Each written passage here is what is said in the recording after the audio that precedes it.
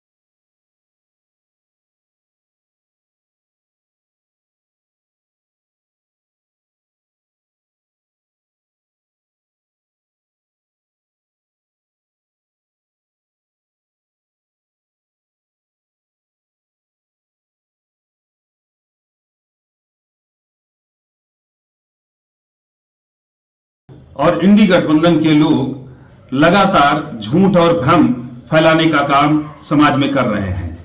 मतदाता सूची साफ सुथरी बनकर के जब तैयार हो गई है, तो आने वाले समय में जो चुनाव में उनको हार दिखाई पड़ रही है, उसका ठीकरा वो उस पर फोड़ने का काम कर रहे हैं। उनको जनता के बीच जाना चाहिए, जनता के बीच अपने कामों की बात करनी चाहिए कि हमने क्या काम किया है और क्या काम करके हम दिखाएंगे। उसके बजाय वो फर्जी ट्वीट करके समाज में एक अफवाह फैलाने का काम करते हैं। हमें लगता है कि अखिलेश यादव हो या अन्य इंडी गठबंधन के लोग, चाहे कांग्रेस हो या अन्य दल हो, ये सभी मुखी खाने वाले हैं। आने वाले 2027 के चुनाव में उत्तर प्रदेश के अंदर भारतीय जनता पार्टी पुनः प्रचंड जीत के साथ आदरणीय योगी आदित्यनाथ जी के नेतृत्व में सरकार बनाने वाली है। इसी से घबरा कर, बौखला कर वो केवल ट्वीट कर देते हैं, जिससे समाज में अस्थिरता पैदा हो। लेकिन हमें लगता है जनता अब जागरूक है, जनता सब जानती है। बार बार इन सब को ऐसे इस तरीके के नकारापन की वजह से नकार रही है और भारतीय जनता पार्टी का कमल खिला रही है। इसलिए हम कह सकते हैं कि 2027 में एक बार पुनः भारतीय जनता पार्टी की सरकार बनने को तैयार है। देखिए, चुनाव आयोग का काम यह होता है कि इस देश में रहने वाले वो सभी लोग जो मत का अधिकार रखते हैं, उनको मतदान करने का अधिकार दिया जाए, और ये संविधान भी शक्ति देता है। लेकिन स्वतंत्र भारत में ये पहली बार हो रहा है कि नागरिकों को खुद अपने मताधिकार के लिए लड़ना पड़ रहा है, और चुनाव आयोग की एक अजीब सी जो SIR चल रही है, उसके तहत उनको खुद अपने लिए मेहनत करनी पड़ेगी। इसका मतलब अगर कोई आदमी जरा सा भी चूक जाए तो उसका मत का अधिकार छीन लेंगे। ये कैसा चुनाव आयोग है?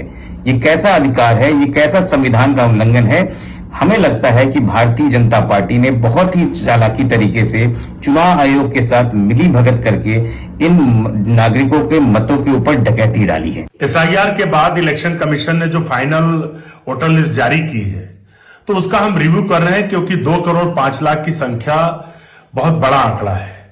और बिहार में भारतीय जनता पार्टी के इशारे पर काफी हेरफेर हुआ था, वहां 20 लाख वोट काटे गए थे। उसके बाद 5 लाख लोग ऐसे जोड़े गए थे जिनका SIR भी नहीं हुआ था। तो उत्तर प्रदेश के परिप्रेक्ष्य में कांग्रेस पार्टी ने वार रूम बनाया है SIR को लेकर।